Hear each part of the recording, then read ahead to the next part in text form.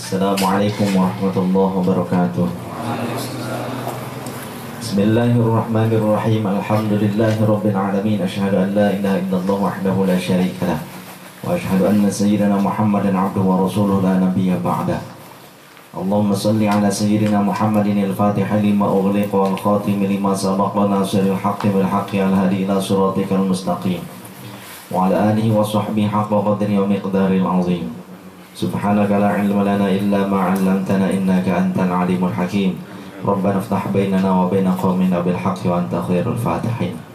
Allahumma nawwir qulubana bi nuri hidayatika kama nawwartal arda bi nuri syamsika abada bi rahmatika ya arhamar rahimin. Allahumma arzuqna fahman nabiyyin wa hifdzal mursalin wa ilhamal malaikatil muqarrabin. Rabbi zidna 'ilman nafi'an warzuqna fahma. Walhamdulillahi rabbil alamin. Sahabat-sahabat yang dimuliakan Allah, ada sekarang muncul fatwa baru dari Wahabi. Entah uaknya, entah mamangnya, entah ayahnya, ya. Wahabi berarti uaknya. Gitu.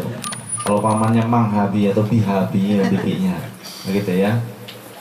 Pak Lehabi begitu ya. Bahwasannya haram mengadakan lebaran anak yatim, haram, bahkan merupakan bid'ah yang munkarat katanya, menyebut kata lebaran yatim. Kapan itu? Tanggal 10 Muharram. Belum apa-apa udah muncul lagi fatwa. Jadi kalau ada orang yang mengharamkan sesuatu yang tidak diharamkan oleh Rasulullah, yang secara mutlak, ya, maka berarti orang tersebut, apalagi kita tidak melanggar aturan syara, maka orang tersebut dipersilahkan memilih sofa yang terindah di dalam neraka. Tempat duduk paling indah, paling mahal, seperti miliknya Ahmad Dhani itu kan bagus tuh, tapi di neraka. Indah banget kan, Masya Allah. Sofa direktur mana? PT Pernerakaan. Masya Allah. Banyak orang-orang bodoh sekarang. Saya katakan bodoh kenapa? Mohon maaf, bukan berarti saya sok pintar, bukan. Karena mereka membuat fatwa kontroversi, yang fatwa itu mudah sekali mengklaim orang lain bersalah, ahli neraka, sesat, sedangkan dirinya saja yang tidak sesat, tidak neraka, dirinya saja yang paling mulia. Di antaranya menyebutkan bahwasannya siapapun pelaku dari lebaran yatim, maka dia itu telah berbuat kesesatan dan tempatnya di dalam neraka. Katanya begitu. Sebetulnya banyak sekali fatwa-fatwa yang tidak berdasar seperti ini muncul atau keluar dari lisan orang-orang yang sembrono. Sudah lebih dulu ada fatwa tentang suatu amaliyah yang seolah seperti kebiasaan di hari lebaran. Apa itu? Musafahah. Musafahah itu bersalaman. Kan kadang kita kalau sehari ketemu sama ikhwan, ya, kemudian salaman, contoh setiap ba'da sholat kita salaman. Ketemu sebelum sholat di luar masjid salaman dulu. Pulangnya juga mau pulang salaman. Kadang kan kita suka ada yang berceloteh ya gitu, sambil guyon, kayak lebaran aja ya gitu. Nanti ada teman-teman kongko ngobrol, kita nyamperin atau ketemu salaman lagi kayak lebaran aja gitu. Ada bahasa seperti itu. Padahal bukan berarti pas terjadinya musafahah yang sering itu bukan berarti itu disebut sebagai Id kan? Cuma ada istilah kayak lebaran. Ya. Ini coba dipahami. Sehingga mereka mengharamkan musafahah. Membid'ahkan musafahah. Di antaranya musafahah ba'da sholat fardu. Itu yang paling utama mereka haramkan. Padahal yang namanya musafahah, mau sebelum sholat, mau selesainya sholat, mau pas ketemu atau pas mau bubaran dari pertemuan, itu disunahkan. Yang jangan itu pas sholat, bener gak? Bener gak? Nah kalau sholat, Allahu Akbar, Bismillahirrahmanirrahim, Alhamdulillahi Rabbil Alamin, Ar-Rahmanir-Rahim, Malik Yaumiddin, Iyyaka na'budu wa iyyaka nasta'in. Nah itu gak boleh kalau pas lagi sholat. Sami Allahu liman hamidah. Apa ini? Itu baru gak boleh. Ya, ini mau orang udah beres sholat, wiridan pula, ya kan? Beres wiridan pula, begitu. Atau beres sholat, Assalamualaikum warahmatullahi, Assalamualaikum warahmatullahi. Kemudian mengusap wajah, kemudian bermusafahah, diharamkan juga. Lantas bagaimana kalau orang sedang ngobrol, ya, nongkrong, kemudian samperin salaman, gak haram? Tapi kenapa ba'da sholat kenapa jadi haram? Apa musafahah bagian daripada sholat? Tidak toh? Tidak kan? Kita tidak mengklaim bahwa musafahah itu bagian daripada sholat. Tidak. Tapi alangkah baik bila selesai sholat tuh tidak langsung pergi. Tapi ada ibadah-ibadah yang dilakukan. Musafahah ibadah bukan? Ya.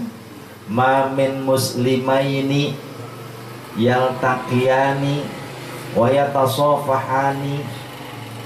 Tidaklah dua orang muslim yang bertemu di suatu tempat kemudian ia bermusafahah keduanya, illa ghufira lahuma, ya, kecuali, tiada lain kecuali maka akan diampuni dosa dari kedua orang tersebut qabla ayyatafarraqa, sebelum mereka berpisah. Kita mau gak dosa-dosa kita, hakul adami, diampuni oleh Allah? Mau dong. Begitu. Jangan kita sok Qur'ani, sok sunnati, merasa paling bersih, gak ada dosa dengan teman-teman kita. Ya, ya, bagus musafahah. Kita ketemu di jalanan, musafahah. Tapi ada yang nggak boleh ketika ketemu di jalanan, jalan tol. Seberang sana, kita seberang sini. Maksain musafahah, nabrak yang ada. Nah itu yang nggak boleh. Ya, aduh. Jadi kalimat kayak lebarannya akhirnya musafahah jadi haram. Untuk salaman tuh musafahah, berjabat tangan. Kemudian apalagi ini lebaran yatim. Katanya kenapa tidak boleh? Karena itu bukan hari Aid, bukan hari lebaran. Bahkan disunnahkan puasa pada hari itu. Asalnya sempat mereka orang-orang Wahabi itu sebagiannya mengharamkan puasa pada hari Asyura dulu, ya. Dulu mereka berfatwa, orang-orang Wahabi itu, bahwasannya puasa tanggal 10 bulan Muharram itu haram karena menyerupai orang-orang Yahudi, katanya begitu. Tapi kesini-sininya setelah dipelajari, ya, banyak para ulama menyampaikan sunnahnya puasa tanggal 10, akhirnya sunnah. Tapi ada lagi, jadi ada aja gitu ya senjata celotehan untuk mengklaim orang lain ahli neraka. Dia doang yang punya surga, kita ngontrak ntar. Apa diantaranya? Lebaran yatim diharamkan. Padahal ini cuma istilah, bahasa Arab, gak ada lebaran, bener gak? Ada gak coba datang ke Arab, ini hari apa lebaran? Gak ada. Tahunya di sana, bener gak?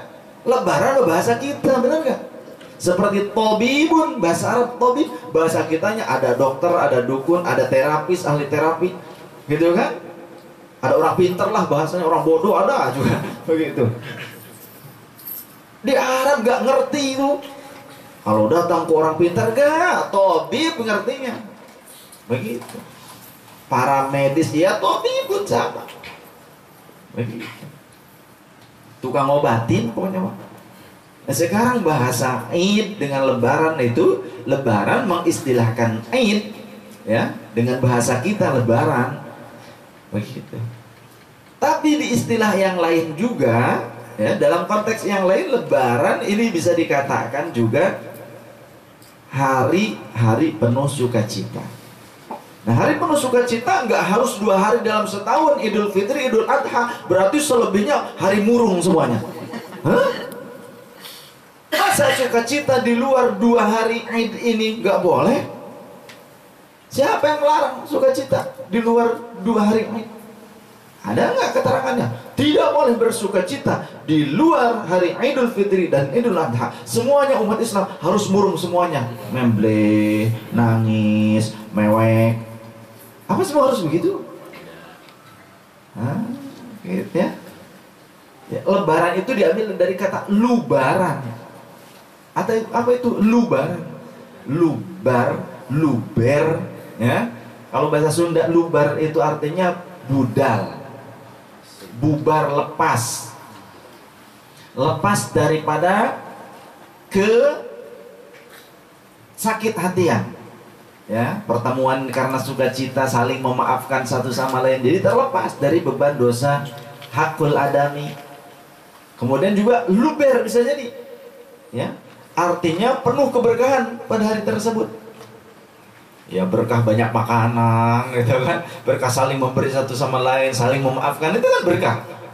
Nah sekarang bagaimana konteksnya dengan istilah lebaran yatim? Ini cuma istilah yang digunakan untuk mengingatkan kita kepada momen yang mulia, ibadah memperhatikan anaknya yatim. Memang tidak ditentukan oleh agama bahwasannya kita hanya boleh menyantuni anak yatim itu tanggal 10 Muharram. Tidak. Kapanpun boleh. Betul tidak? Kapanpun boleh. Cuma kan kalau kan hari buruh aja diperingati seluruh dunia, benar gak? Oh. Padahal itu Wahabi yang cingkrang, yang kerja di pabrik, hari buruh mereka juga tetap banyak yang demo. Hari buruh, May Day, May Day, May Day. Ya, bid'ah lu gitu. Hah?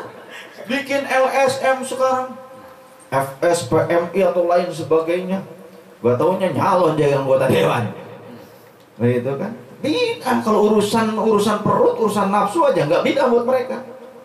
Ya, Maulid Nabi bid'ah, Maulid PKS, Maulid partai nggak bid'ah. Aneh kan? 13 miliar lagi. Ayo.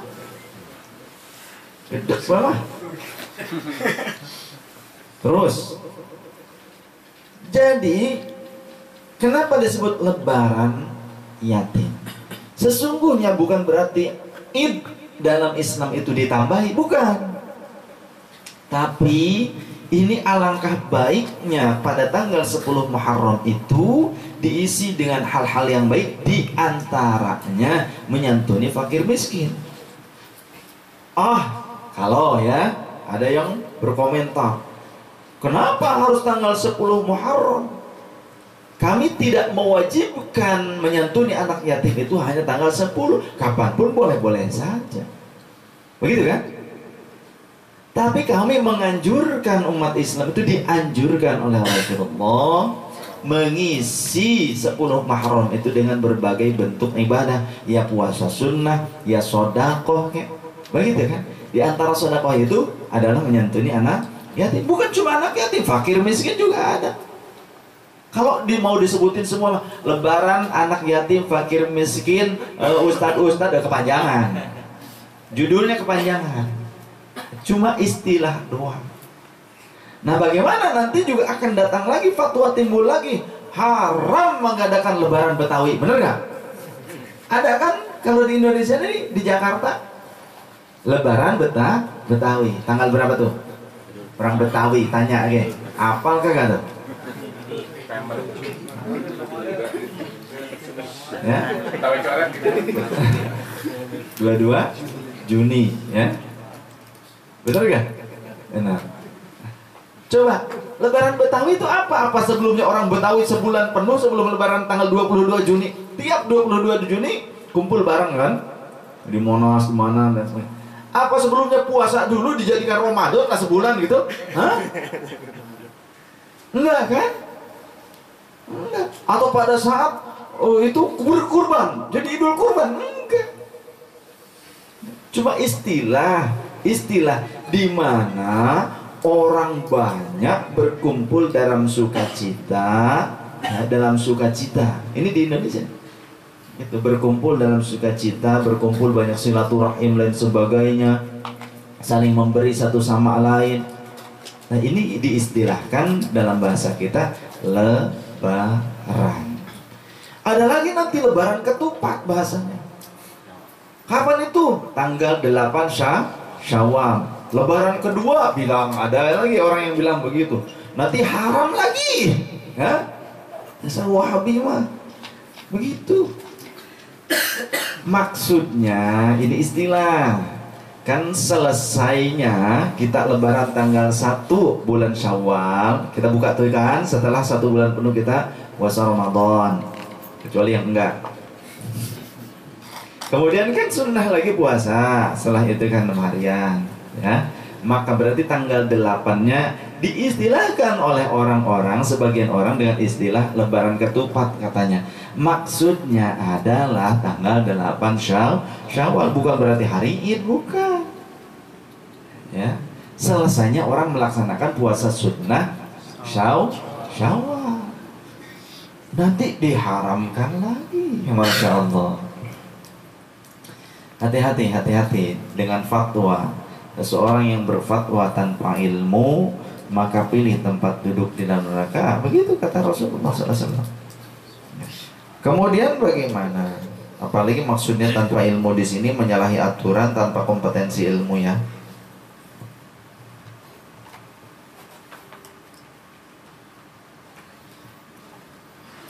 Kita pun menyatakan bahwasannya pada 10 Muharram itu sunnah puasa, tidak haram ya, bukan malah haram, bukan. Kita menyatakan sunnah puasa. Artinya kalau pada tanggal 10 bulan Muharram itu kita nyatakan sunnah puasa, kita tidak menyatakan 10 Muharram itu sebagai Id yang ketiga dalam Islam, bukan kan? Nah, begitu pula akan kita bahas untuk menolak pendapat orang-orang yang mengatakan bahwa puasa tanggal 10 Muharram itu haram karena katanya menyamai perilaku orang-orang Yahudi. Maka kita akan tepis fatwa-fatwa mereka ini dengan hadis Rasulullah SAW. Karena kita tidak memiliki hujjah untuk diri kita sendiri, hanya kita mengambil hujjah tersebut dari maqalahnya Rasulullah SAW. Bismillahirrahmanirrahim.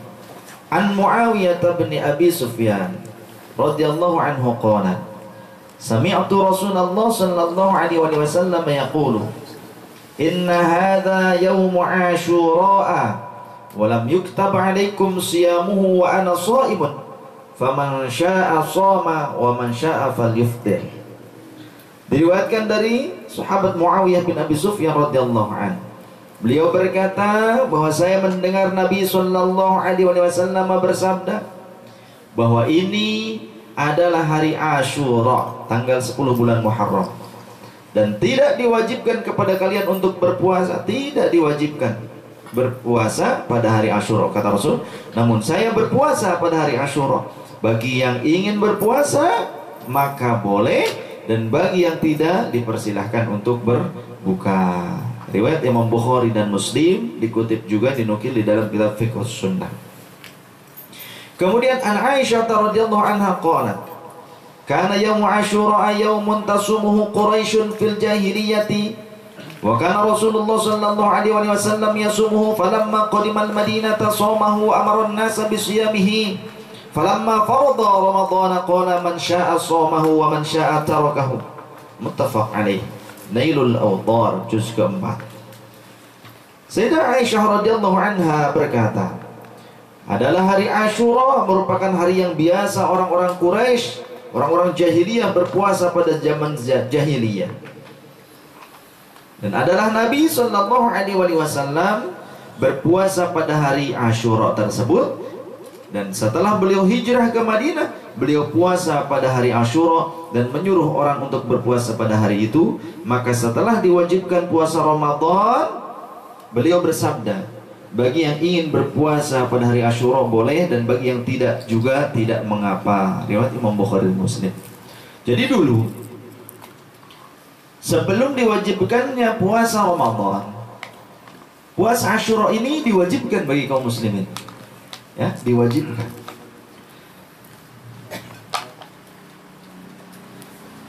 Karena apa? Sebagaimana hadits dari sahabat Ibnu Abbas radhiyallahu anhu, qala, beliau berkata, qadiman Nabi sallallahu alaihi wasallam fara'al yahud tasumu Asyura ay faqala ma hadha, qalu yaumun salihun najallahu fihi Musa wa bani Israil min aduwihim fasamahu Musa faqala ana ahaqqu bi Musa minkum fasamahu wa amarahu bi siyamihi. Dari sahabat Ibnu Abbas radhiyallahu anhu, ia berkata, wa Nabi sallallahu alaihi wasallam hijrah ke Madinah dan beliau melihat orang-orang Yahudi puasa pada hari Asyura. Maka beliau bertanya, puasa apa ini? Mereka menjawab, ini adalah hari yang baik, hari yang bersejarah bagi kami, kata orang-orang Yahudi, yaitu hari di mana Allah menyelamatkan Nabi Allah Musa alaihissalam beserta Bani Israel dari kejaran Fir'aun, dari musuh-musuh mereka. Maka Nabi Musa berpuasa pada hari bersejarah tersebut. Lalu Nabi sallallahu alaihi wasallam, maka orang-orang Yahudi tersebut berpuasa untuk mengenang hari bersejarah tersebut, ya, pada hari Asyura. Lalu Nabi sallallahu alaihi wasallam bersabda, aku lebih berhak untuk mengenang hari kemenangannya Nabi Musa dan apa yang dilakukan Nabi Musa pada saat ia diselamatkan oleh Allah. Jadi Nabi Musa setelah pas diselamatkan oleh Allah itu, beliau berpuasa bersama Bani Israel. Akhirnya orang-orang Yahudi pun membiasakan diri untuk berpuasa mengenang hari bersejarah tersebut, ya, hari yang dimana Allah memberikan nikmat. Maka tanda bersyukur diantaranya dengan puasa sunnah. Maka kata Rasulullah, aku lebih berhak terhadap Nabi Allah Musa alaihissalam, lebih berhak aku untuk mengenang hari kemenangan ini. Maka Nabi SAW pada saat itu berpuasa di hari Asyura, dan beliau pun memerintahkan untuk berpuasa Asyura kepada para sahabat pada saat itu. Jadi puasa yang konteksnya adalah syukur bukan hanya di Asyura saja. Pada hari kelahirannya Nabi Muhammad SAW pun berpuasa. Su'ilan Nabi sallallahu alaihi wasallam, Rasulullah sallallahu alaihi wasallam an shaumil itsnain. Nabi Muhammad SAW, baginda Rasul, ditanya perihal puasanya yang dilakukan pada hari Senin. Faqala, maka beliau berkata, fihi wulidtu wa fihi unzila alayya. Di hari Senin itu aku dilahirkan, maka aku bersyukur kepada Allah dengan cara berpuasa. Tuh, sehingga kita pun umatnya sunnah berpuasa, padahal kita ada yang lahirnya Selasa, Rabu, Kamis, Jumat, Sabtu, Minggu, itu kan? Itu kalau saya ngepas Senin. Nah, begitu. Kalaupun kita mau puasa di hari kelahiran kita karena melihat Rasulullah sallallahu alaihi wasallam mengkiaskan kepada Rasul yang berpuasa bersyukur di hari kelahiran, boleh-boleh saja walaupun bukan hari Senin. Ya, begitu. Cuma kalau dihubungkan dengan beberapa hadis yang lainnya tentang hari Jumat, kalau yang lahirnya Jumat, jangan Jumat saja, maka disunnahkan, dianjurkan puasanya itu ada temannya, entah Kamis dan Jumat atau Jumat dan Sabtu. Begitu pula hari Sabtu ataupun Minggu sama. Ya, dianjurkan untuk ada temannya. Kalau satu saja makruh, kecuali puasa qadha, ataupun puasa nazar, puasa yang wajib itu tidak makruh. Kalau yang sunnah saja, hanya Jumatnya, hanya Sabtunya saja, hanya Minggunya saja, itu makruh. Tapi kalau qadha yang wajib-wajib pokoknya enggak ya. Kamu mau mewajibkan puasa apa yang lihat lagi. Jadi memang asalnya perilaku puasa Asyura itu bukan dari Rasulullah, bukan asalnya. Tapi kebiasaan orang-orang Yahudi. Tapi ketika merunut melihat ternyata apa dasarnya orang-orang Yahudi itu berpuasa bersyukur ya, apa dasarnya berpuasa di hari Asyura? Ternyata mereka mensyukuri nikmat dari Allah atas dimenangkannya Bani Israel, diselamatkannya Bani Israel bersama Nabi Allah Musa AS dari kejaran Fir'aun dan musuh-musuh yang lain. Begitu. Akhirnya Nabi Muhammad pun bersyukur dengan cara berpuasa. Hari Senin Rasulullah berpuasa kenapa? Diantaranya karena beliau dilahirkan. Kemudian fi unzil alayya, di hari Senin pula awal mulanya aku diberikan wahyu. Tuh, bagi yang punya anak dinamai wahyu syukuran. Begitu. Kalau kita punya atau mendapatkan nikmat yang agung dari Allah, kemudian kita berpuasa sunnah, maka ini juga bagus. Begitu. Oleh karenanya hal yang baik, contoh seperti apa? Jadi tidak semua perilaku yang tidak diawali oleh Nabi Muhammad SAW itu sesat ataupun haram. Seperti kurban ya, kurban dari zaman dahulu, betul tidak? Dari zaman dahulu kurban, tapi disyariatkan. Begitu. Lantas bagaimana sekarang banyak orang-orang Wahabi juga berkata bahwasannya mendoakan mayat atau tahlilan 7 hari pertama kah, kemudian 40, 100 hari, ini menyamai orang Hindu katanya. Nah, kita tanya orang Hindu di hari-hari tersebut ngapain? Ya mereka melakukan hal-hal ritual-ritual yang tidak Islami dan bahkan bertentangan. Begitu. Nah kalau kita ngapain tahlilan? Baca Quran, baca Yasin, sebagian Al-Quran, Al-Ikhlas, Al-Mu'awwidhatain, ya, kemudian Fatihatul Baqarah wa khawatimaha, kemudian zikir-zikir doa. Sama enggak dengan orang Hindu? Enggak. Begitu. Artinya justru kita menyelisihi perilaku orang-orang Hindu yang mereka pada hari-hari tertentu melakukan kemunkaran. Nah kita diisi dengan ibadah. Mana mungkin disamakan? Nah, ini jawabannya. Begitu. Seperti puasa tadi, kenapa dimakruhkan Jumat, Sabtu, Minggu? Contoh seperti Sabtu, itu kan hari besarnya, hari agungnya. Kalau kita mah hari Jumat kita mah ya. Kalau Yahudi kan hari Sabtu, Sabat. Maka makruh puasa sunnah menyendiri. Begitu, disunahkan ada temannya. Kenapa? Karena hari Sabtu merupakan dari seminggu itu merupakan hari besar, hari diperintahkannya orang-orang Yahudi untuk beribadah kepada Allah, tapi mereka malah melenceng. Nah, supaya membedakan dengan mereka, maka kita dianjurkan ada temannya. Hari Minggu ya hari orang Nasrani, begitu kan katanya. Maka supaya berbeda dengan mereka, kita juga dianjurkan ada pembedanya, ditambah ditemani puasanya Sabtu Minggu atau Minggu Senin. An Abi Musa radhiyallahu anhu qala kana yaum Asyura tu'azzimuhu al-yahudu wa tattakhidhahu 'idan faqala Rasulullah SAW sumu antum. Jadi pada hari Asyura merupakan hari yang dimuliakan oleh orang-orang Yahudi dan dijadikan sebagai hari Id bagi mereka. Maka Nabi SAW bersabda, puasalah kalian wahai umat Islam pada hari itu. Bukan berarti ngikutin orang Yahudi, bukan. Orang Yahudi tidak sama puasanya dengan kita. Nah, ya. Artinya juga kita mensyukuri keselamatan Nabi Allah Musa AS, bukan Nabi Muhammad saja, mensyukuri apa yang telah Allah anugerahkan kepada nabi-nabi terdahulu juga itu baik.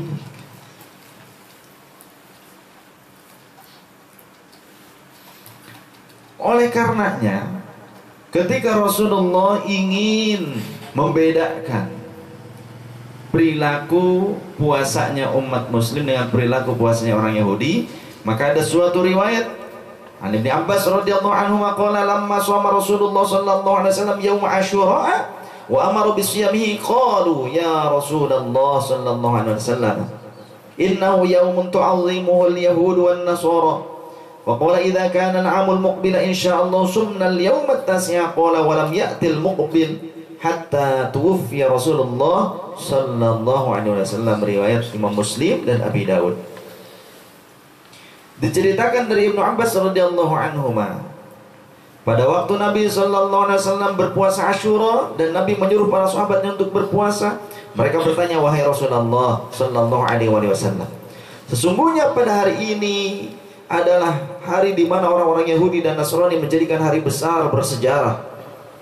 Nabi SAW bersabda, bila usia kita sampai tahun depan, insya Allah kita akan puasa Tasu'a, yakni tanggal 9 bulan Muharram. Jadi sunnah juga puasa tanggal 9 bulan Muharram. Jadi 9, 10. Tapi kata sahabat Abdullah bin Abbas, belum sampai datangnya tahun berikut, baginda Rasul sallallahu alaihi wasallam telah wafat.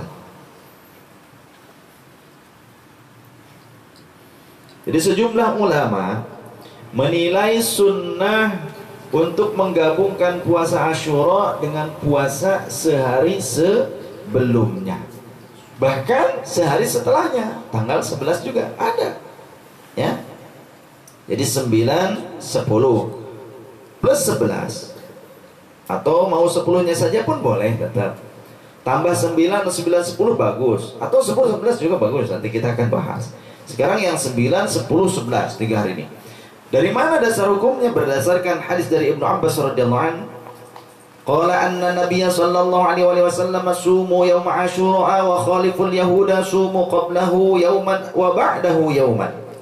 Riwayat Imam Ahmad bin Hanbal, nomor hadis dalam musnadnya 2418.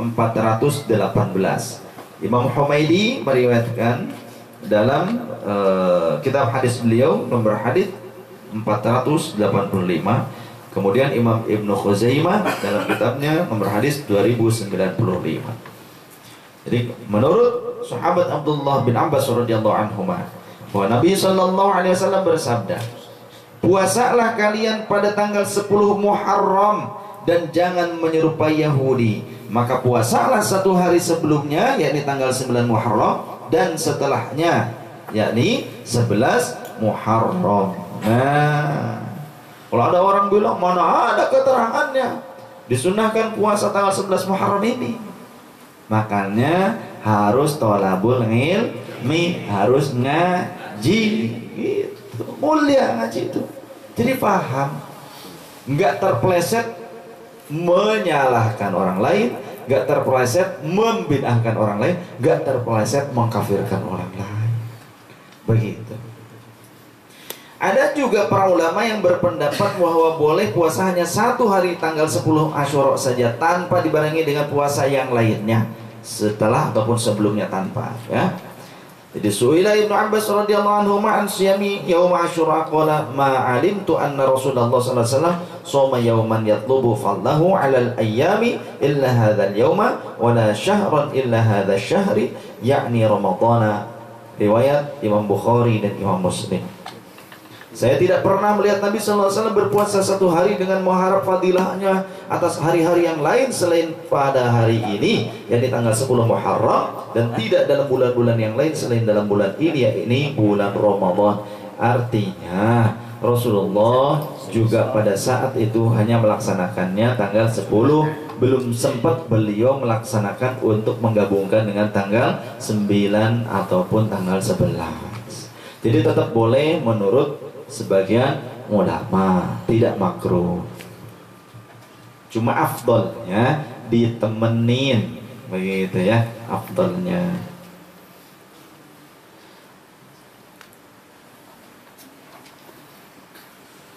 Hanya menurut Imam Abu Hanifah, Imam Hanafi, puasa 1 hari pada tanggal 10 Asyura saja makruh menurut Imam Hanafi. Itu menurut Imam Hanafi saja. Tapi menurut Imam Malik, Imam Syafi'i, Imam Ahmad bin Hambal tidak mengapa. Apalagi sunnah menggabung antara puasa tanggal 9 dan 10 Muharram agar tidak menyerupai orang Yahudi. Ya, begitu.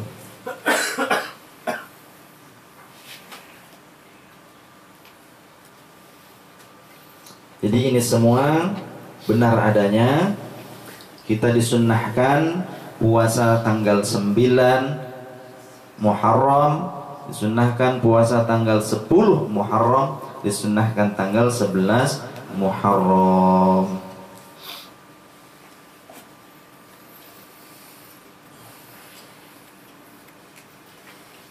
Wallahu a'lam bishawab. Mungkin ini yang dapat saya sampaikan tentang puasa sunnah Asyura atau puasa sunnah yang ada di bulan Muharram, yakni Tasu'a tanggal 9, kemudian Asyura tanggal 10, kemudian juga Ihda Asyar adalah tanggal 11. Demikian, wallahul muwaffiq ila aqwamit thariq. Assalamualaikum warahmatullahi wabarakatuh. Waalaikumsalam. Mohon maaf, baik kita buka session tanya jawab. Bagi yang mau bertanya dipersilahkan. Assalamualaikum warahmatullahi wabarakatuh. Waalaikumsalam warahmatullahi Di luar wabarakatuh. tema ya, Bu. Baik, apa saja bebas. Jadi kemarin saya kan baru baca yang panduan sholat lengkap itu terkait azan dan iqomah. Ya, jadi di situ kalau kita telat untuk berjamaah, kalau enggak azan sendiri dan diiqomahkan itu makruh hukumnya. Nah, bila yang sering terjadi di kerjaan maupun ini kan azannya itu nggak ada kalau udah ketinggalan jamaah yang pertama azan itu. Bahkan kita istirahatnya contoh jam 4 nih istirahat, sedangkan azan kalau asar itu jam 3, sekarang jam 3 kurang gitu sudah azan.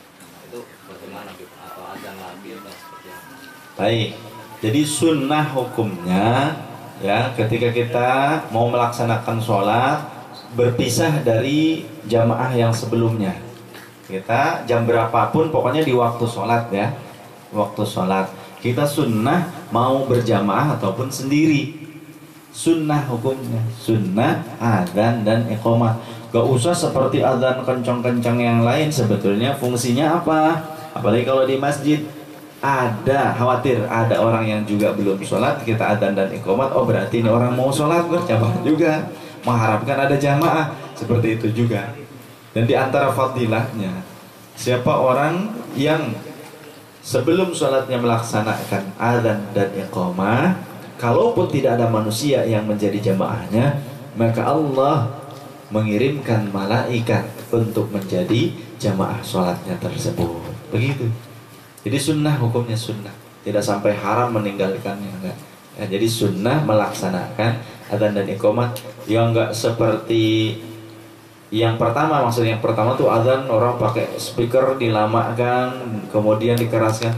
Ya kita yang pelan aja nggak masalah, ya nggak terlalu dikeraskan, tapi jahar begitu dan cepat nggak masalah. Begitu kurang lebih. Allah a'lam. Sunnah hukumnya. Ya. Yang ini azan subuh, ini as-sunnah Ya. sunnah juga. Sunnah. Ya. As-salatu khairum minan naum.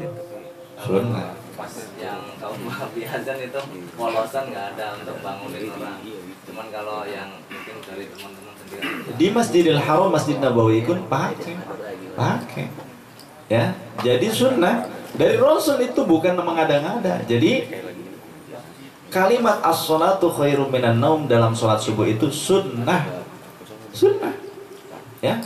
Ada keterangan-keterangannya. Jadi bukan bid'ah, sunnah. Begitu. Kalau justru menganggap bid'ah jadi aneh. Ya, jadi aneh. Belum ketemu dalilnya, begitu. Ya, belum ketemu. Bukan nggak ada dari Rasulnya, bukan. Belum ada di catatan kita begitu. Di catatan mereka. Kita mah sudah punya catatannya. Itu dasar hukumnya, kitab-kitabnya ada ya. Taswib itu. Bagian, silakan. Assalamualaikum warahmatullahi wabarakatuh. Waalaikumsalam warahmatullahi wabarakatuh. Masih soal sholat. Kemarin waktu Ramadan kemarin saya taraweh di salah satu musola. Habis taraweh sebelum witir kan ada apa kayak kultum lah. Si imamnya itu bilang kalau habis salam kiri kanan terus ucapin alhamdulillah, itu bid'ah katanya. Itu betul apa enggak ya? Di dalam kitab Al-Adhkar karya Harusnya Imam langsung An-Nawawi. astagfirullah katanya. Di dalam kitab Al-Adhkar karya Imam An-Nawawi. Ya, silahkan beli Al-Adhkar. Buka kitab Al-Adhkar. Wa yusannu, dan disunnahkan. Ya. Mengusap wajah akibas sholati, setelah selesai sholat. Kemudian sambil mengucapkan kalimat asyhadu alla ilaha illallahur rahmanur rahim Allahumma adhib annil hamma wal hazan. Ya, asyhadu alla ilaha illallahur rahmanur rahim Allahumma adhib annil hamma wal hazan. Itu doanya sambil mengusap. Ya, sunnah hukumnya, sunnah. Ini yang menukilnya saja, bukan ulama ecek-ecek, bukan Albani, bukan apa, bukan Al-Blaqoq, bukan. Imam An-Nawawi. Di dalam kitab Al-Adhkar ada di antaranya keterangannya. Silahkan miliki kitab Al-Adhkarnya, ya. Terjemahnya pun ada. Begitu, wallahu a'lam. Yang lain? Satu lagi kan Boleh. soal ini, kalau sholat berjamaah kita kan sendirian, terus ada yang ikutin di belakang di tepak biasanya ya. Itu pahalanya gimana tuh? Itu yang duluan pertama itu misalkan udah dapat 2 rakaat, ada yang ikut jadi makmum, itu apa kita pahalanya dapat berjamaah apa enggak? Dapat berjamaah. Intinya orang yang masbuk itu dapat berjamaah. Yang pertama duluan sendirian kan niatnya Ya walaupun sendiri. iya nggak masalah, dapat berjamaah. Jadi di dalam sholat fardu yang biasa selain Jumat ya, itu bagi imam tidak wajib berniat menjadi imam. Tapi kalau makmum wajib, kapanpun bermakmum wajib dia berniat untuk bermakmum. Begitu. Kalau sholat Jumat, nah baru si imam wajib berniat untuk menjadi imam. Jadi sah tetap. Sah. Yang lain silakan. Waalaikumsalam warahmatullahi wabarakatuh. Untuk puasa sunnah 10 Muharram ini sebenarnya kan agenda penting di umat Islam ya. Banyak sejarah tentang 10 Muharram, termasuk Nabi Ibrahim Ya. dibakar Iya. oleh api ya. Nah, saya ingat dulu kalau di kampung saya 10 Muharram ini ada tradisi bikin bubur. Nah, tapi pada saat sekarang kan kita terbiasa dengan kalender yang Masehi ya. Ya. Jadi kita tidak hafal kapan itu 10 Muharram. Beli kalender Ahbabur Rasul, insyaallah ada. Ini kan bagian dari Gozul Fikri, perang pemikiran dari Yahudi atau Nasrani. Kita terbiasa dengan cara-cara mereka, termasuk kalender itu juga. Bagaimana kita menyikapi itu? Baik, tentang masalah kalender, saya mah jangan mau Masehi, mau Hijriah, saya mah nggak ingat tanggal juga, ya, bener. Saya mah jarang ingat tanggal, sampai pernah hari juga sampai nggak ingat saya mah. Pernah hari Jumat jam 10 sudah bangun ya, sudah mandi hari Jumat tuh, nggak ingat itu hari Jumat. Udah mandi, sudah mutola'ah sampai zuhur tuh. Wah, zuhur, saya ke musola, kosong kan? Adzan saya di musola sampai selesai. Begitu. Padahal ada ibu-ibu tetangga musola, didemin dulu saya adzan sampai selesai. Udah selesai bro, bib, Jumat. Astagfirullah. Pergi langsung saya ke masjid. Begitu. Nah, saya termasuk orang yang tidak memperhatikan, kurang ya, orang yang jarang ingat persis dengan tanggal, mau Masehi ataupun Hijriah. Tapi kecuali kalau Ramadan begitu. Ya, kalau pas hari-hari besar kecuali. Karena ya inilah yang ingat mati. Ingat mati mulu, Masya Allah. Jadi bagaimana kita menyikapinya? Di antaranya contoh masalah ini yang ada beberapa poin yang harus dikomentari ya. Tentang masalah bikin bubur pada hari Asyura. Bikin bubur, mau bikin makanan bukan bubur kayak mau tim, mau liwet kayak ya. Mau apapun makanan kemudian disodakohkan, tujuannya sodakoh bagus. Begitu, enggak harus bubur, enggak diharuskan bubur, enggak. Gitu. Tadi orang sakit semua. Begitu. Tapi kalau bikin bubur dikasih ke rumah sakit, ke orang-orang sakit, bagus. Ya. Artinya sodakoh. Gitu. Ada juga enggak bubur. Duitnya dikasihin. Kan begitu? Bagus juga. Bagus juga. Sodakoh pokoknya diperbanyak, sodakoh diperbanyak. Nah kemudian masalah usul fikri, perang tentang pemikiran. Memang di Indonesia bukan negara Islam. Indonesia memang bukan negara Islam. Bahkan untuk mungkin secara kenegaraan, ya, secara kenegaraan memakai kalender internasional. Yang kita pahami sekarang kalender internasional itu menggunakan Masehi, ya, menggunakan Masehi. Karena kalau Hijriah ada di momen-momen tertentu harus dengan menggunakan Ru'yatul Hilal. Tapi kalau di Masehi mungkin tidak menggunakan Ru'yatul Hilal. Maka umum manusia, orang-orang awam yang tidak bisa melaksanakan itu, apalagi yang non-muslim, maka mungkin untuk menyamakannya secara internasional, kalender internasional menggunakan Masehi. Dan kalender Masehi sudah lebih dulu memang digunakan. Tapi bagi kita kaum muslimin, alangkah lebih baiknya untuk menggunakan kalender Hijriyah. Alangkah lebih baiknya, makanya coba dihafalkan, dibiasakan. Orang-orang tua kita dulu di kampung ya, di kota dulu, di Indonesia ini mayoritas menggunakan kalender Hijriyah kalau dulu. Masehinya itu justru tidak, sekarang berbalik. Sekarang Masehinya ya, Hijriyahnya lupa. Apalagi kayak saya, Masehi nggak hafal gitu, Hijriyahnya nggak hafal. Cuma hafal waktu sholat doang gitu. Ya, sampai hari lupa, aduh Masya Allah gitu. Ini diantara fadilah kalau kita disibukkan sesuatu. Disibukkannya ya mending kalau masalah agama. Ya, disibukkan mutola'ah sampai tidak ingat dengan waktu, ya rukhsah. Tapi kalau ada sholat yang tertinggal ya harus diqadha, begitu ya. Ada seperti ama gentur itu sampai seminggu lebih, kira-kira sampai 3 mingguan mutola'ah. Ya, Muzilah mutola'ah kalau nggak salah Syamsiah atau apa kitabnya tuh. Itu sampai nggak keluar itu talas sudah tumbuh gitu. Ya, itu talas sudah tumbuh. Jadi sungguh luar biasa orang yang cinta kepada Allah.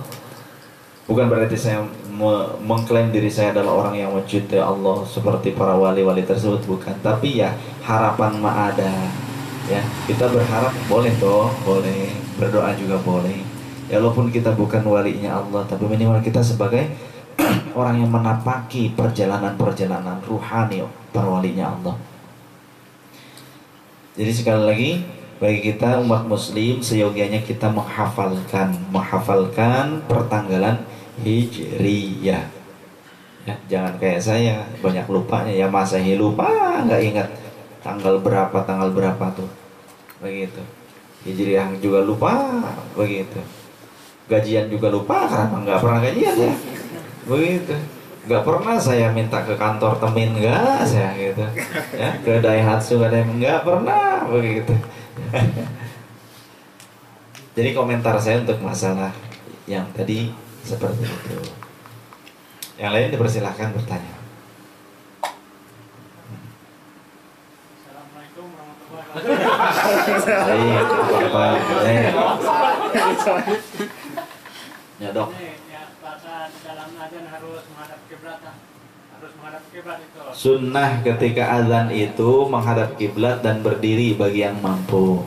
Ya, sunnah ketika azan itu berdiri. Kemudian ketika mengucapkan hayya 'alas shalah sambil menengok ke kanan. Hayya 'alas shalah. Hayya 'alas shalah.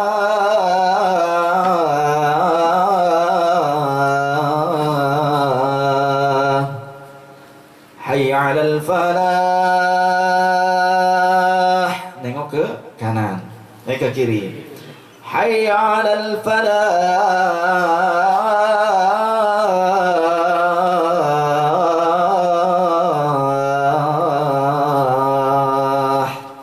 Begitu. Jadi hayya 'alas shalah ke kanan, nengoknya. Hayya 'alal falah ke kiri. Ya. Begitu sunnah.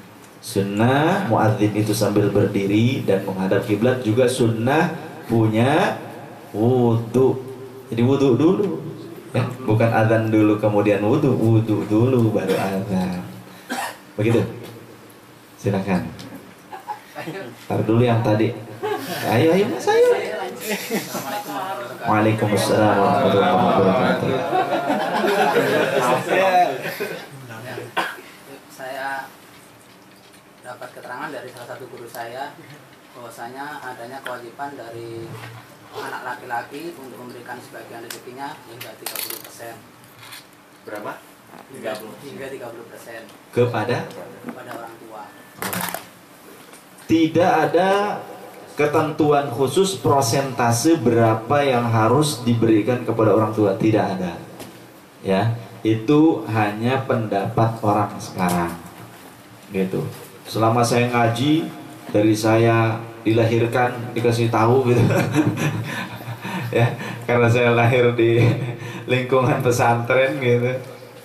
Sampai dewasa ini nggak pernah saya mendapatkan keterangan yang valid, ya, dalil qat'i bahwasannya wajib bagi anak memberikan 30% penghasilannya kepada orang tua.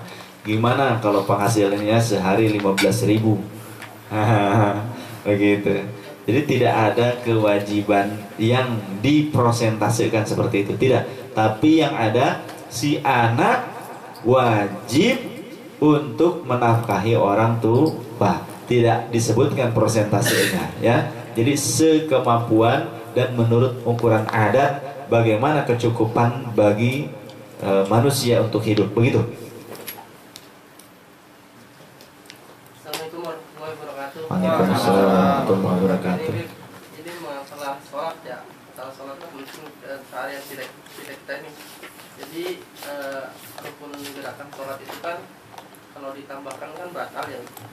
Terus yang sering kita tanpa sadari kita menggunakan tanah panjang itu setiap mau melakukan sujud kita kan menarik celana dulu tuh kadang-kadang tuh. Terus termasuk menambahkan gerakan ya. Itu batal apa enggak? Kalau menarik celana tersebut tidak sampai 3 kali berturut-turut, maka tidak membatalkan. Tidak, ya. Kalau sampai tidak mencapai 3 kali berturut-turut, nih ada kalimat mutawaliyah, berturut-turut dengan gerakan anggota tubuh yang besar. Kalau yang kecil seperti jari, walaupun 100 kali gini-gini, emang tidak batal, cuma makruh, ya. Jadi kalau yang gini-gini makruh. Makruh itu tidak disukai, bukan tidak disukai oleh setan. Setan mah malah seneng. Lu gak husu, lu gue tahu, begitu kata setan. Kalau kita lagi tasyahud gini-gini, utak. Setan malah seneng, bukan setan gak seneng, kebalik. Setan seneng. Karena hadis yang menyatakan begini-begini menakutkan setan, doif hadisnya juga. Ya, Dhaif hadisnya juga, tidak kuat. Cuma satu lagi riwayatnya juga. Gitu. Kalau matiin handphone sama nyalain handphone bagaimana? Wah, jangan nyalain handphone. Kalau dimatiin nggak masalah, tapi kalau nyalain handphone, nyalain dulu, pakai pinnya dulu, begitu kan? BBM masuk, dijawab lagi ruku, rokaat kedua. Ini yang jawab kita apa malaikat? Begitu. Aja kalau nyadain nyalain, masya Allah itu mah keterlaluan banget. Sekalian aja jawab teleponnya. Sorry bro, aneh lagi ruku nih, rokaat kedua, begitu. Salah orang Wahabi kayak gitu matiin handphone dulu. Kalau cuma begini ya, makanya matiin handphone jangan pas sholat, sebelum sholat gitu. Ya, ini sih kebiasaan langsung datang ujuk-ujuk jalan kaki langsung Allahu Akbar gitu. Apa Allahu Akbar. Itu ya. Jadi nggak mempersiapkan, nggak taunya handphone bunyi, inul bisa lagunya. Untung matiinnya nggak sambil goyang-goyang gitu. Apalagi sekarang sakitnya di sini. Apa tuh? Gimana? Sakitnya di sini begitu kan ada kan sekarang. Masya Allah. Jadi kalau cuma gerakannya itu untuk memijit tombol supaya tidak menyala suaranya, kadang kan dipijit tombol apapun ya, apapun tombol apapun, maka biasanya suara musik tersebut, suara nadanya itu akan berhenti. Entah itu memang di reject ataupun memang keterima, nggak masalah. Pokoknya begini, ketika sholat handphone di sini, ya, langsung kita diperkirakan, diplok, pegang, yang ngeraba jari aja, jangan ini gini-gini. Nah, kalau ini anggota tubuh yang berat, begitu, bantingin aja sekalian. Ya, kalau cuma plek, nah kalau tanpa flip kan bisa gampang gitu, plek gitu, ada tombolnya. Kalau yang touchscreen susah, begitu. Makanya diusahakan. Bilang sama Wahabi gitu, itu bid'ah gitu. Ya, lagi sholat ngurusin handphone bid'ah, nggak ada zaman Rasulnya, gitu aja bilang.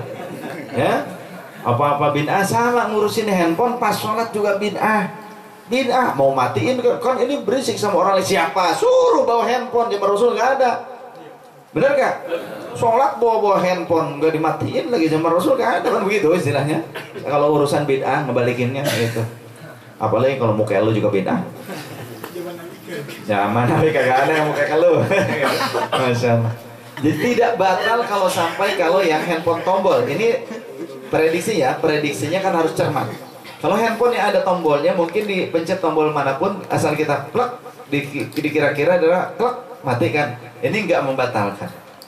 Tapi kalau buka flipnya dulu, kemudian ini reject, ditutup lagi, dimasukin lagi. Nah ini anggota tubuh yang besar, yang berat ini bergerak 3 kali berturut-turut, maka menjadi batal.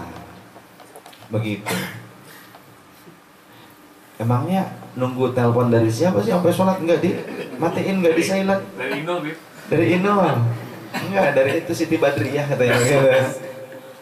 Jadi seperti demikian ya. Kalau sampai cuma sekali gerakannya cuma jari, klek gitu, nggak masalah. Atau di sini, pegang di sini, klek, tempelin jari yang bergerak untuk mematikan, nggak masalah. Tapi kalau sudah dirogoh dulu, dibuka flipnya, dibuka pinnya, dibalas SMS-nya, tutup lagi, masukin lagi, Masya Allah, itu batal. Demikian kurang lebih, wallahu a'lam. Ya.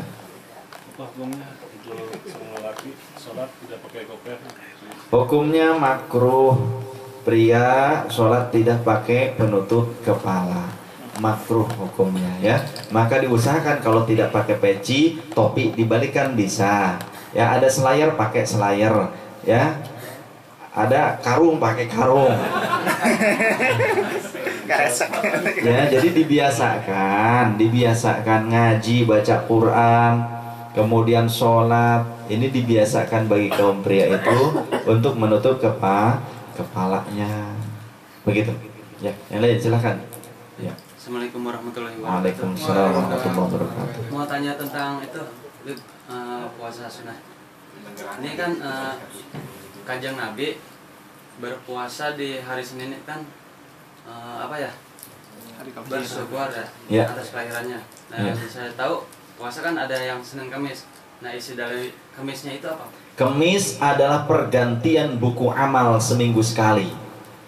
Ya, kata Rasul, aku berharap di hari itu pada saat pergantian amal buku amalku, aku dalam keadaan berpuasa.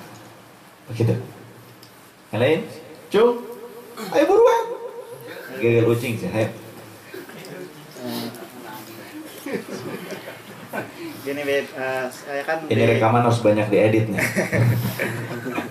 Ayo. tadinya awal niat sholat berjamaah, pas kebetulan sholat maghrib. Awal niat sebagai makmum. Nah, setelah imam baca Fatihah, saya dengar istilahnya dari Tidak fasihat. Tidak fasihat. Nah, di situ saya kan mengubah niat jadi mufarokoh ya. Ya. Nah, di situ terus setelah ruku, kalau apa nggak tumaninah gitu Beb, di rukunnya nggak tumaninah, di sujudnya juga. Nah, di situ apa saya harus mengikuti imam? Yang namanya mufarokoh nggak harus ngikutin imam, namanya juga mufarokoh. Berarti ketinggalan dua rukun juga nggak batal ya Beb? Enggak. Kalau kita sudah niat mufarokoh ketika kita berjamaah, kemudian kita mengetahui si imam itu bacaan rukunnya tidak fasihah. Rukun itu bukan hanya al-fatihah. Contoh seperti takbiratul ihram, gitu itu juga sama. Ya. Ya, kalau bawaan memang seperti itu sah buat dia tapi tidak sah untuk menjadi imam. Ya, sah buat dia tapi tidak sah untuk menjadi imam. Makanya kalau yang begitu jangan maksain jadi imam nanti gitu. Pas Al-Fatihah lebih parah lagi.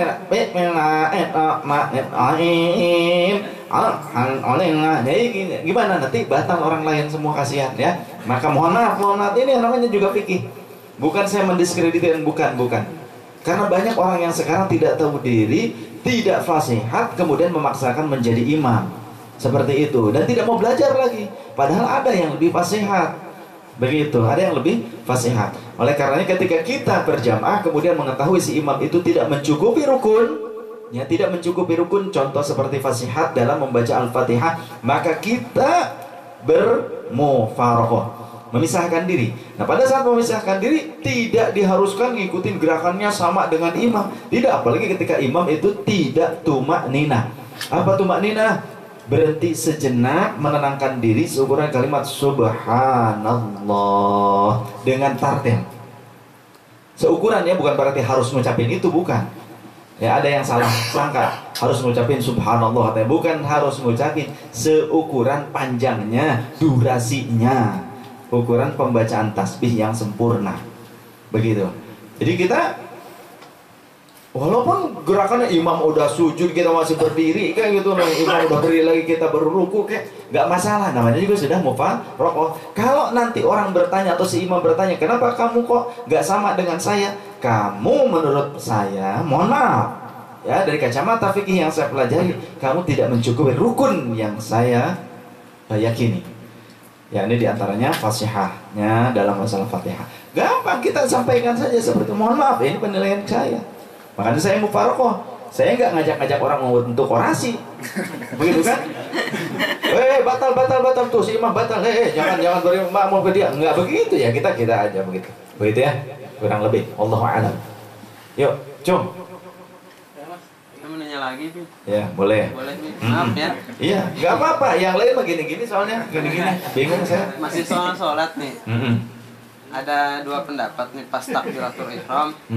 Itu dalam hati kita baca niat atau emang kita mengagungkan keagungan Allah sesuai dengan ucapan kita gitu? Niat itu sambil takbiratul ihram, lisan mengucapkan takbir Allahu Akbar. Paling panjang itu 7 harokat. Paling panjang dalam Kasyifatus Sajah 7 harokat. Begitu ya. Jadi di dalam pengucapan lisan takbiratul ihram, dalam qalbu kita berniat. Niat sholat ta'yinnya, penegasan niat itu di dalam qalbu ketika takbiratul ihram. Begitu. Ayo cepat. Untuk batasan yang membatalkan tadi itu cuma 3 kali berturut-turut atau ada jumlahnya gitu? 3 kali yang berturut-turut. Jadi kalau 2 kali diam dulu, tumak ninah dulu, kemudian bergerak lagi nggak masalah. Begitu. Ada juga yang 1 kali tapi ngaclang, tahu ngaclang? Loncat, jelang, begitu, batal walaupun 1 kali. Ya, gerakan yang sangat besar maksudnya. Kemudian juga memukul, ya, memukul yang tidak diperlukan kecuali ketika ada hewan buas, binatang seperti binatang berbisa, ya, seperti ada ular. Kalau ada ular dipukul tidak membatalkan kita memukul ular tersebut. Nah, tapi kalau kita memukul, ya ada anak kecil ribut, wah dipukul semua kita. Ya, atau memukul nyamuk, keplok begitu, kesel sama nyamuk begitu, batal memukul tuh. Terus apa lagi? Penasaran apa? Jumlahnya nggak masalah ya. Jumlah apa maksudnya? Maksudnya kan biasanya ada yang gini, malu rambut gini. Ya kata saya gini nih. 3 kali ya? 1, 2, 3. Berturut-turut. Tuh 2, 3. Begitu dirijen apa? Itu. Atau begini. Tuh 2, 3, ya, begitu. Atau 1, 2, 3. Nah, itu juga membatalkan. Paham ya? Begitu. Tapi kalau nggak mau batal, tempelin ini, tak, begitu. Tapi ketika sholat itu makruh mengusap wajah, bagian wajah. Karena apa? Turitu qaswatal qalbi, akan mewarisi kolbu itu menjadi keras kalau kita mengusap wajah di dalam sholat. Makanya ketika kunut angkat kedua tangan, tapi selesai kunut wassallallahu ala sayyidina Muhammadin wa ala alihi wasallam, jangan diusapkan, makruh hukumnya. Tidak batal, cuma makruh saja. Nanti ngusapnya selesai salam, assalamualaikum warahmatullah, assalamualaikum warahmatullah, asyhadu an la ilaha illallahur rahmanur rahim, Allahumma adhhib annil hamma wal hazan. Begitu. Ya, sunnah jangan ditinggalin. Begitu. Sekecil apapun sunnah jangan kita membencinya. Khawatir nanti tidak termasuk golongan Rasul. Begitu. Cukup? Penasaran? Silahkan. Ya, masih banyak ternyata. Saya pernah mendengar kalau sebelum salam assalamualaikum itu, kalau kita sambil mengucap assalamualaikum kita nengok itu batal. Kalau apa? Salam akhir. Salam, kenapa salam? Salam awal. Kenapa salam awal? Pas sholat salam itu assalamualaikum, cara nengok batal. Kalau nengok Sambil nengok. Dari imam untuk makmumnya. Assalamualaikum warahmatullahi gitu.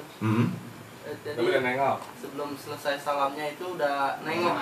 enggak apa-apa. Enggak batal. Jadi harus selesai kali assalamualaikum. Assalamualaikum warahmatullah. Jadi lapan warahmatullah yang nengok tuh pada saat warahmatullah. Assalamualaikum warahmatullah. Assalamualaikum warahmatullah. Begitu caranya. Kalau sambil Jadi menengok itu sunnah hukumnya. Ya. Assalamualaikum warahmatullah. Assalamualaikum warahmatullah. Nengok itu sunnah kecuali orang yang sakit leher nggak bisa nengok. Paham yang itu ya? Paham ya? Nah, jadi tidak nengok pun tidak batal sebetulnya. Begitu. Siapa lagi? Silakan. Tentang nongkrong gitu. Nongkrong. Terkadang kan kita suka nongkrong bareng-bareng teman-teman di angkringan kayak gitu. Ya. Kemarin kan ada keterangan kalau misalnya kita dalam tongkrongan itu kita tidak tasbih sama Allah ataupun bersolawat, kita maka saat kita terbangun dari tongkrongan itu kita bagaikan telah menghadapi bangkai keledai gitu. Bukan kedelai ya? Kedelai.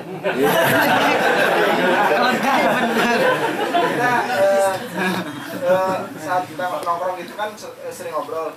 Nah, sedangkan orang lain tidak bertasbih atau yang lainnya, saya didamati sering istighfar atau gimana? Ya kita ucapkan saja. Salah satu dari orang yang ngumpul di situ ada yang berzikir, gitu aja. Ada yang berzikir walaupun 1 kali seperti subhanallah walhamdulillah wala ilaha illallah wal akbar. Bismillahirrahmanirrahim. Allahumma shalli ala sayyidina Muhammad wa ala sayyidina Muhammad. Sudah, beres. Begitu. Yang penting ada satu begitu. Berarti kita sendiri gitu sendiri. Iya, walaupun ada salah seorangnya yang apa istilahnya mewakili, insya Allah tidak termasuk seperti orang yang meriungi, berkumpul, apa ya, berkumpul di tengah-tengah bangkai keledai, bukan kedelai. Kedelai sama bangkainya dijadiin tempe nanti sama tahu. So, sebelah kiri. Ayah. Kayak sholat, kalau rukun sah sholat kan itu harus aurat ya, aurat. Ya. Terus kalau aurat lelaki kan dari pusar sampai lutut ya. Ya. Selingkarannya. Kalau kita makmum terus kita ngeliat waktu Batal. Kalau kita bermakmum ngelihat imam pada saat sujud, belahan bokongnya kelihatan, ataupun bagian belakang dari pusarnya terlihat, selingkaran pusar itu terlihat, maka orang tersebut batal dan kita niat mufarqah. Kita niat memisahkan diri. Jadi kita sholat sendiri, ya, dilanjutkannya sholat sendiri. Begitu. Atau ketika istilahnya jamaahnya banyak, yang di depan melihat si imam itu, ya, auratnya terbuka, belahan bokongnya terbuka, maka yang jadi makmum yang dekat dengan imam itu maju ke depan satu langkah untuk menjadi imam, ganti langsung imamnya, kudeta. Iya, ya, yang mengerti berarti paham tak? Nanti yang lain memahami, oh ternyata si imam ada yang batal nih.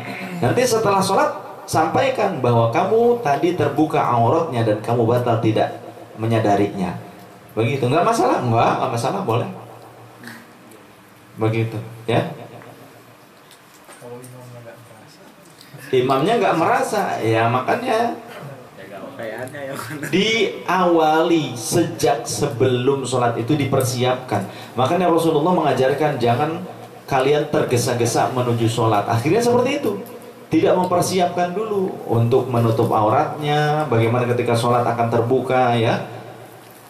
Jadi kalau anak-anak karyawan sekarang kan pakaian-pakaian kerja itu banyaknya jangkis, ya, maka dibiasakanlah bagian dalamnya menggunakan kaos dan kaosnya dimasukkan ke dalam celana, sehingga ketika baju luarnya itu terbuka saat sujud maka ada penghalang aurat. Dibiasakan, ya. Jadi pakai dobelan. Saya aja yang enggak, ini yang blong, bajunya gamis gini tetap pakai dobelan. Anak motor, men. Dobelan.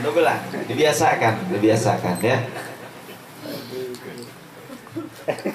Bajunya ganja tuh. Bukan. Supaya nggak ngantuk. Soalnya kalau begini ngantuk nanti kalau ngantuk nanti. Ya? Oh gitu ya. Itu mah bawaan lahir ya. Udah ramai gini masih ngantuk, ini bawaan lahir berarti itu mah. Sudah cukup ya? Karena kita sudah menjelang malam. Kita cukupkan dulu untuk dialog interaktif kita, mudah-mudahan bermanfaat. Dan guyonan-guyonan ini semata hanya untuk mengakrabkan saja. Jadi jangan sampai guyonan ini menjadikan kita kaku, ya. Jangan sampai juga salah paham dengan guyonan-guyonan dari kami. Ini sebatas hanya untuk mengakrabkan supaya tidak jenuh, tidak ngantuk, juga tidak vakum. Karena saya lihat banyak yang baru, seringkali mau bertanya tapi harus Noel temannya dulu yang udah ngikut lama, malu lain sebagainya, canggung. Maka inilah cara saya untuk mencairkan suasana. Demikian kita tutup dengan fardhu majlis bersama-sama. Bismillahirrahmanirrahim. Subhanakallahumma wa bihamdika asyhadu an la ilaha illa anta astaghfiruka wa atubu ilaik. Mohon maaf lahir dan batin. Wallahul muwaffiq ila aqwamit thoriq. Wassalamualaikum warahmatullahi wabarakatuh.